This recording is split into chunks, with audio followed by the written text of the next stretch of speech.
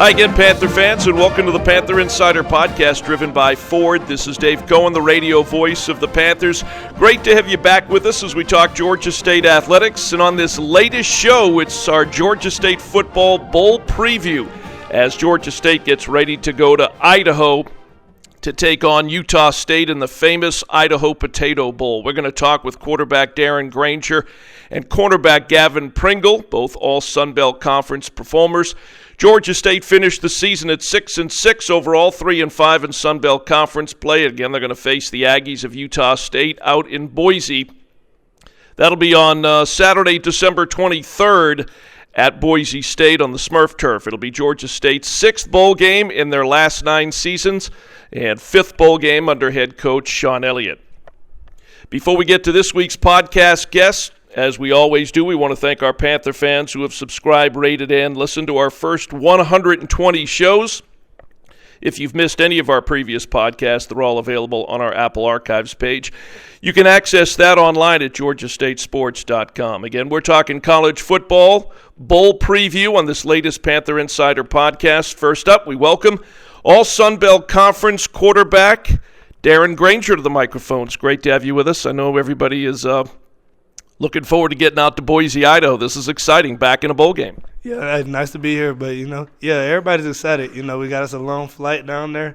I think people are really excited about probably seeing some snow. I think they had an event for us, maybe like snow tubing or something like that.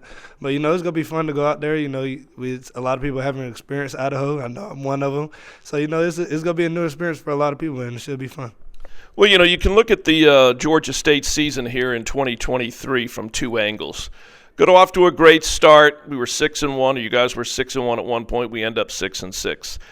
On the other side, we're 2 games ahead of where we were a year ago. Talk a little bit about the season, if you can think back that far to the expectations coming out of last year, which was a disappointing season, into this year, and the great start, and then the way we finished. And I know it's a long journey, but you're going to finish on a high note because you've led them back to a bowl game. Yeah, it's thinking back on the season and just coming back from the season before in 22, both seasons, last year, we started off slow, had a slow start, found a way in the middle of the season and just ended off on the wrong note again. But, not getting a bowl game hurt really bad last year, going down, having a bunch of games where you had the lead in and not finishing those games. And then, we come in 23 and, I think our focus was, finishing those ball games, executing better on all phases, and just being a better mentally challenged team overall. And we start the season 6-1, and we're playing good football, one of the top teams in the Sun Belt. And then we go through that stretch at the end of the year, and you kind of trying to find the momentum again, and you kind of searching for something. And it was tough, and especially the way we started, like we said. So, it was a tough end, and, we look at this bowl game as to, finish the year off right. We, you got to be appreciative of being in a bowl game because, last year we weren't in it. So, just be appreciative of it, go down there and get a W. It's weird because you can see exactly where the season kind of turned. And that was a pretty good first half at Louisiana Lafayette, and the Panthers come out of the locker room. We didn't score in the second half. We still win the game, and we're going to talk to Gavin Pringle in the second segment of our podcast because he had the game-winning interception. But you may not be able to answer this with a full, detailed answer, but it's the door closed a little bit in that second half. And is that something you can put your finger on? I feel like, it was kind of like a momentum thing. That second half of the year was tough to try to figure out, what are we doing wrong? But I just kind of felt like, as a team, we just kind of fell off of, I guess, like the swagger, the confidence that we were playing with and the momentum that we were playing with in that second half, where I know offensively where we couldn't score, and then it kind of just followed into the next couple games, and, it was tough, especially you want to go out there, you want to go score points, and we're just having these slow starts and, not being able to put up points was tough. It was a difficult second half of the season schedule-wise as well that showed us how tough the Sun Belt Conference is, and you know as well as everybody, it's with 12 of the 14 teams playing in a bowl game. It's a battle every week, no matter which of the 13 other teams you're playing. Yeah, you can't look at any game as a gimme game, because every team is competitive, every team is tough. Everybody got good players, so everybody goes out there and compete, and any team can win on any given night. So you got to go out there and bring your A game. If you don't bring your A game, it's going to get exposed, because all the great teams we got in our conference. Yeah, I think with what's happened this year, the Sun Belt has shown the rest of the country in college football just how good the league is on a week-in and week-out basis. Some good non-conference wins by almost every team in the league this year, and that was proven even, I guess, further to us playing the upper echelon of the Sun Belt down the stretch. Again, to look at it from the other standpoint, you're +2 in the win column, 6-6. Came within 2 seconds of finishing 7-5, and as we said, back in a bowl game. So definitely headed in the right direction. Yeah, I think, we're definitely improved in many ways, just like I talked about at the beginning, just being mentally challenged, going through those adversity moments and, being able to smile from those moments. I feel like we show great improvement from, years prior. So I feel like, that's moving in the right direction. And, with the additions that we bring in, the people that we bring in, the staff, whoever it is, Mike was a big change for us, big culture shock for us and, big culture change. So, he brought in the right mentality as we go in, to future years, to keep improving and keep getting better. Well, if you think back, the last bowl appearance was just a couple of years ago, 51-20, the final score over in Montgomery in the TaxAct Camellia Bowl. You were the bowl MVP in that ball game, and as you head into this second bowl in your career, I mean, what is it, and this being your final season, your final game, what does that mean for you? It means a lot. A bunch of people talked about, not playing, or, people on the team not playing. And, with this being my last game, I just wanted to go out, one more time with the guys and, play one more game. You don't get these bowl games every year, thinking, 21, thinking coming into 22, I was going to go get me another bowl game, and, you don't get it. And, you got to cherish these moments, cherish these memories with it being my last game. Well, certainly the transfer portal has thrown a wrench into preparation. How has preparation gone? And we'll go through the offensive line and the running backs and just talk a little bit about that. But it's not quite starting all over again or starting from, ground zero. But from a practice standpoint, getting ready, you got to get used to playing with some guys that you hadn't played with all year. Yeah, for sure. But, like we talk about a lot, next man up. When it may not be your day, these guys, it wasn't their day earlier in the season, but now it's your time to step up and make plays and, produce. So, just getting those guys in, practice has been great so they could get reps at it. We run it. We don't change our plays too much. So, just them getting reps at it, perfecting their craft and perfecting their technique, is just going to be a great opportunity for them. All right, so let's start along the offensive line, because those are guys you work in tandem with as much as anybody, and we've had some guys that are not going to make this trip to play in this bowl game. What's the process been like the last couple of weeks as you've been getting ready for the famous Idaho Potato Bowl on getting that group of 5 in tandem working as nicely as the 5 starters were throughout the season?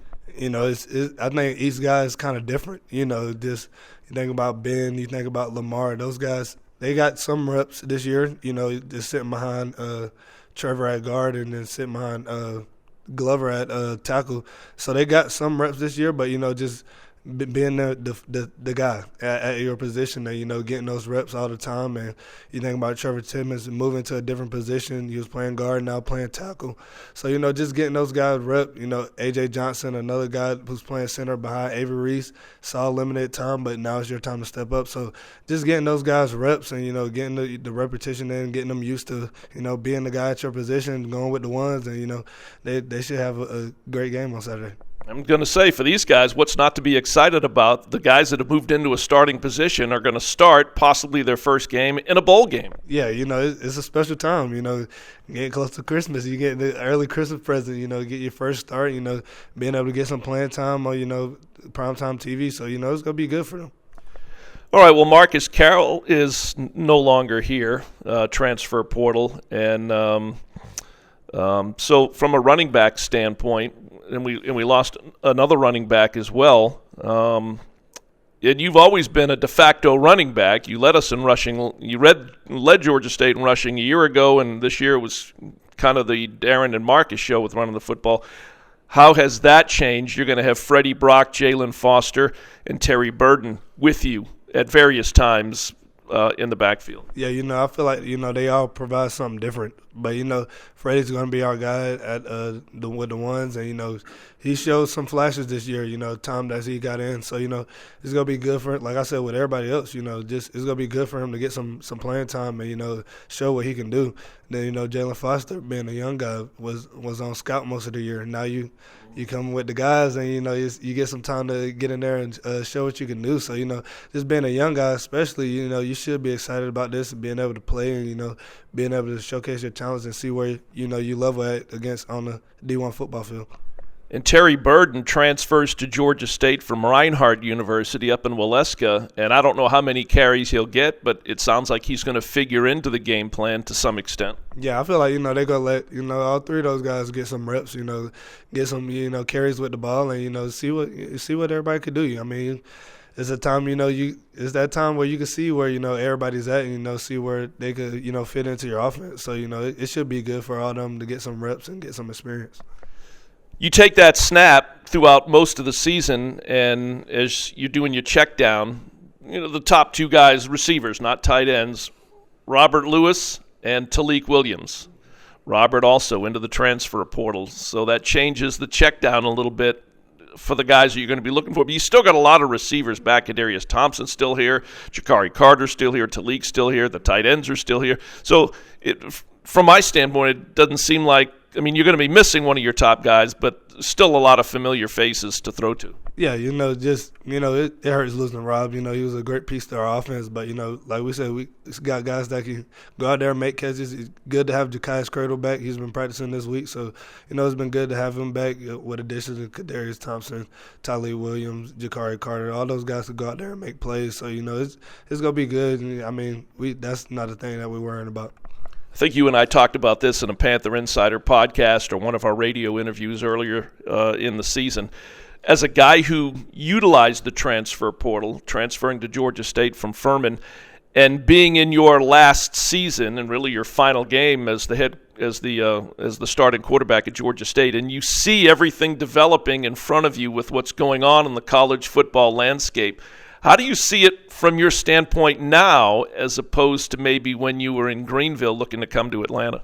When I went into it in, 2020, it wasn't this big money thing. It wasn't these $1,000 being thrown at these players. And, it's different now. The schools are throwing money at these guys. And, people at the group of 5 level, it's just hard to compete at that level. You don't have that money to, compete with that.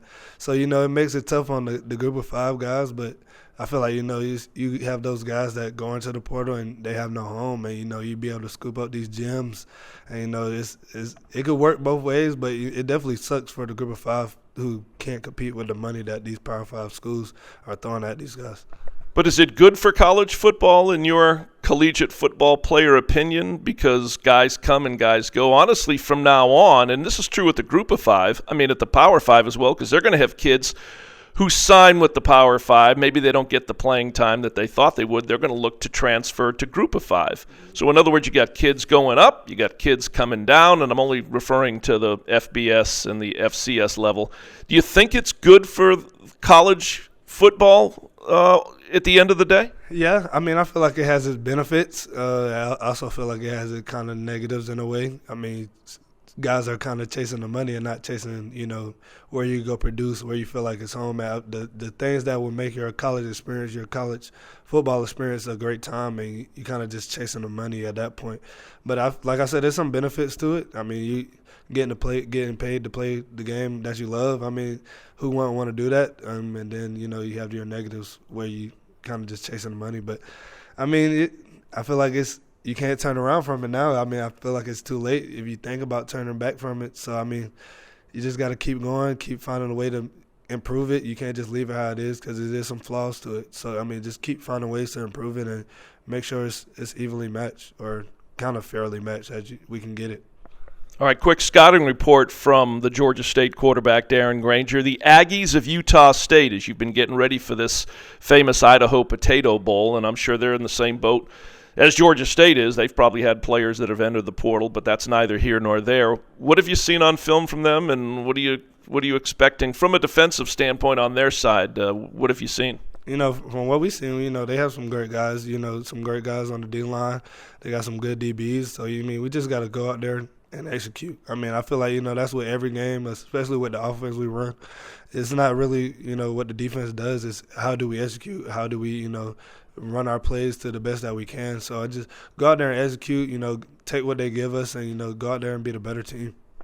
Darren, congrats as one of the team captains on leading Georgia State back to a bowl game and having individually for you a fantastic season. And hopefully you guys will leave Boise in the bowl with a W. And for you, that would be 2-0 in bowl games. Yes, sir. Let's go do it.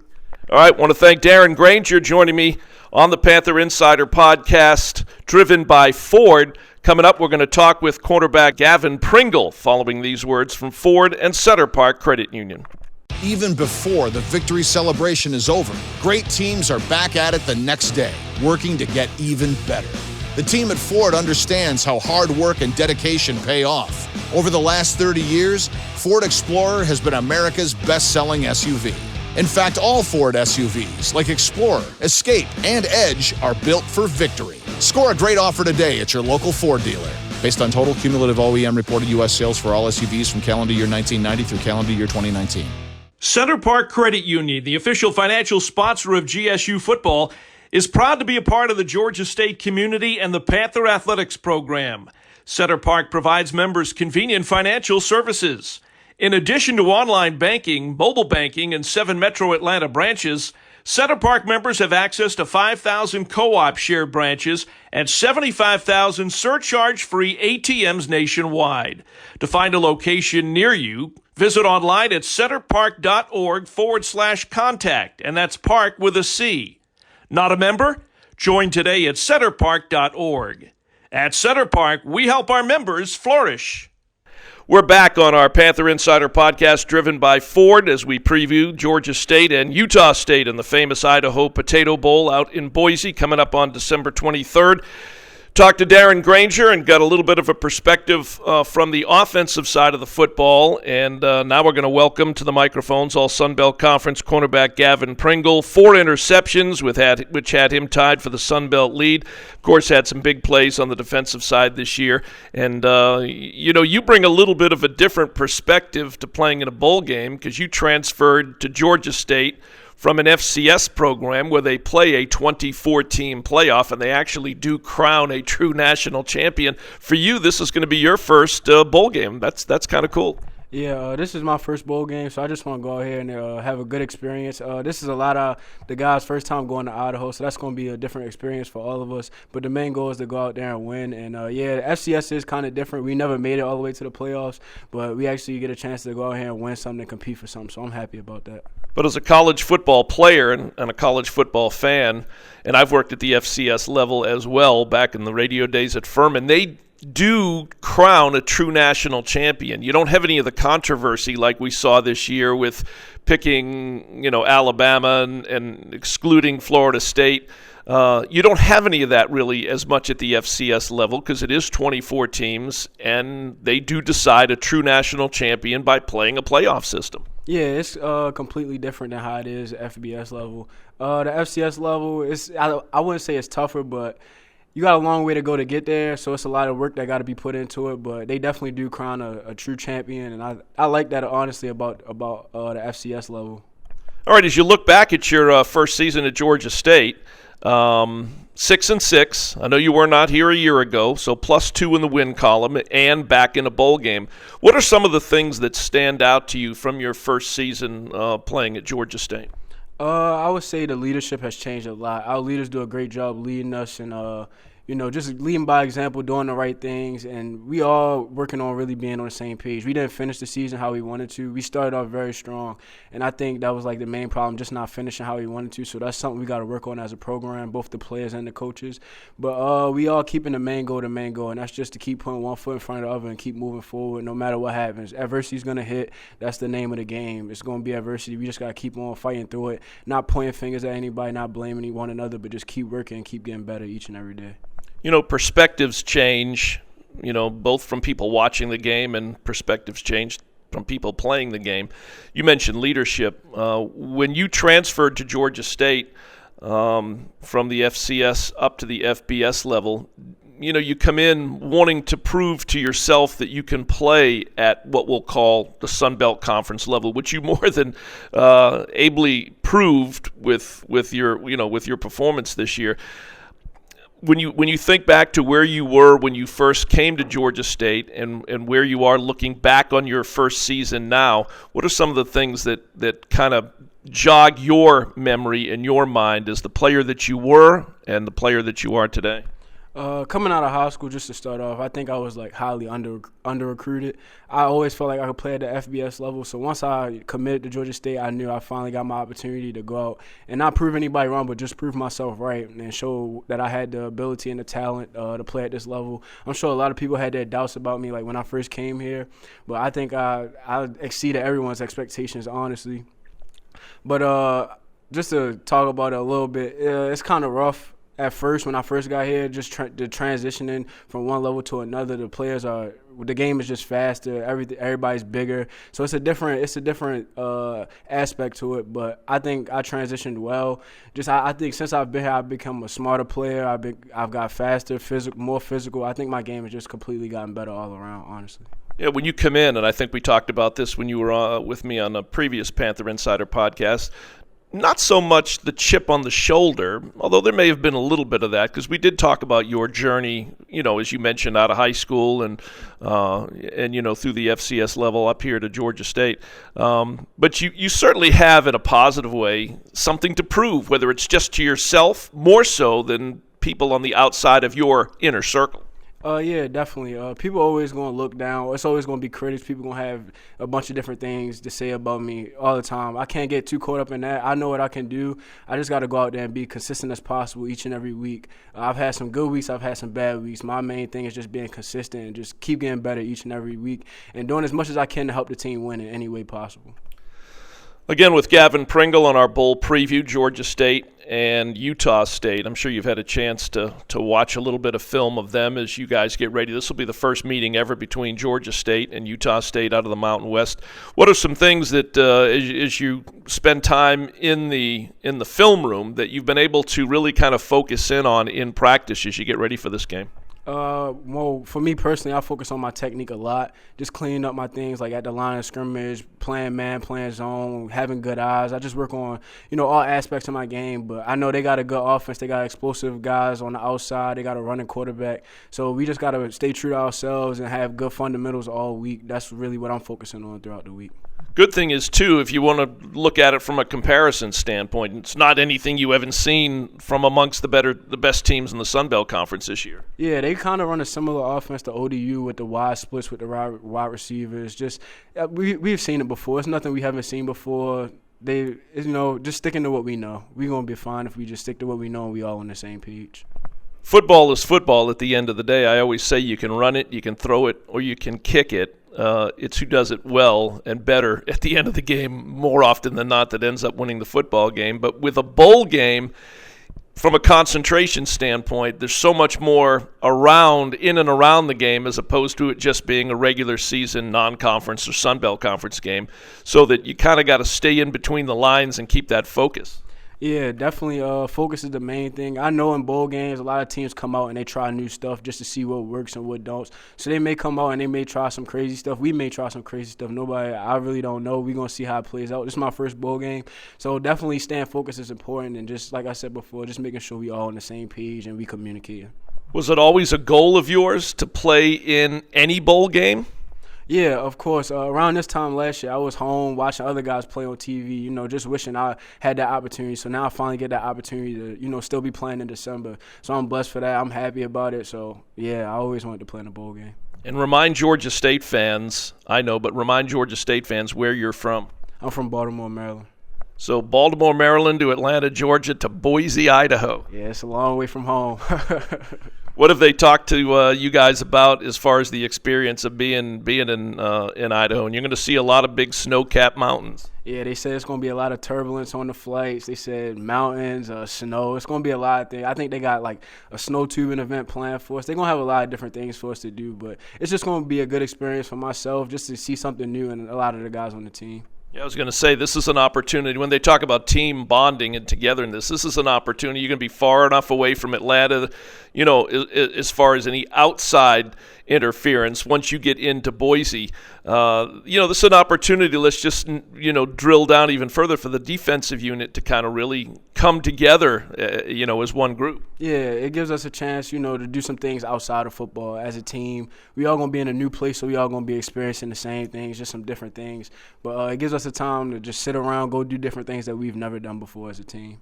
All right, let's talk a little bit about, because Darren and I did, the transfer portal. There's going to be some guys that have been a mainstay on this defensive unit that for one reason or another are not going to travel with the team to Boise and not participate and play in the bowl game.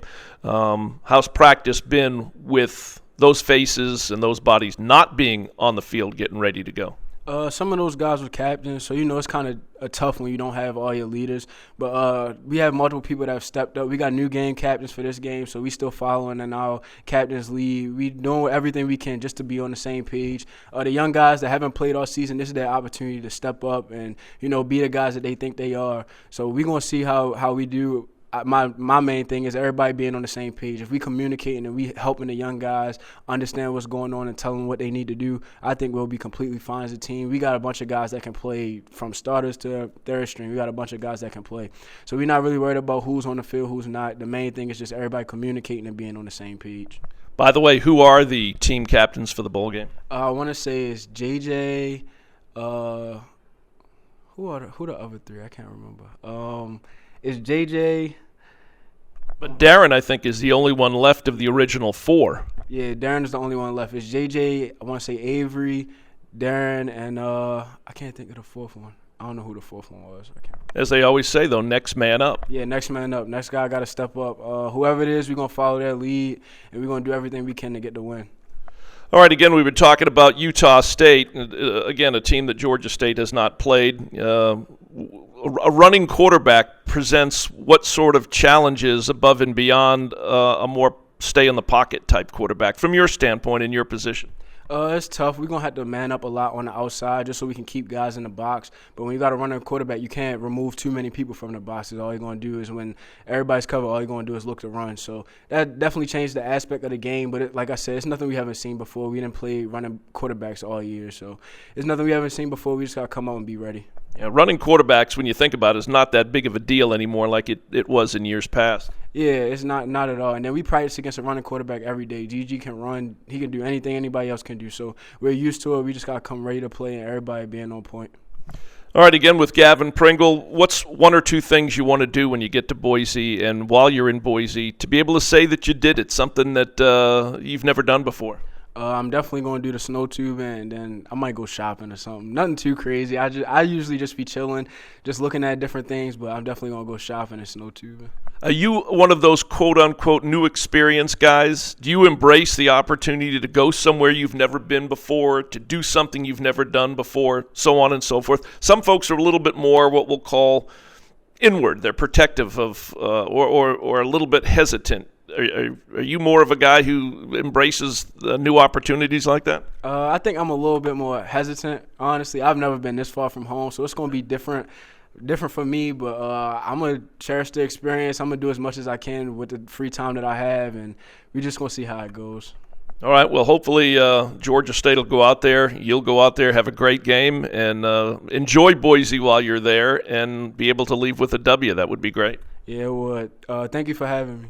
All right, I want to thank cornerback Gavin Pringle joining me on the second segment of our Panther Insider podcast, driven by Ford. Want to thank Darren Grainger as well. And as a reminder to Georgia State fans, please subscribe, rate, and review wherever you download your podcasts. As always, we'll be back again soon with another special guest on the next Panther Insider podcast, driven by Ford. Georgia State and Utah State, December 23rd on the blue turf at Boise State University in Boise, Idaho. Georgia State, their sixth bowl game in their in the last 9 seasons. Most recently, they won the TaxAct Camellia Bowl in 2021, led by Darren Grainger, who was the game MVP. 51-20 was the final score in that one, and we'll see if Darren and Gavin can lead Georgia State to yet another bowl victory. But we'll have it for you on the radio network, and again, want to thank Darren and Gavin for joining me. So Dave Cohen saying thanks for listening. We'll talk to you from Boise, Idaho on the radio network, and we'll see you at the Georgia State Convocation Center or Center Park Stadium in the near future. But as always, thanks for listening, and go Panthers!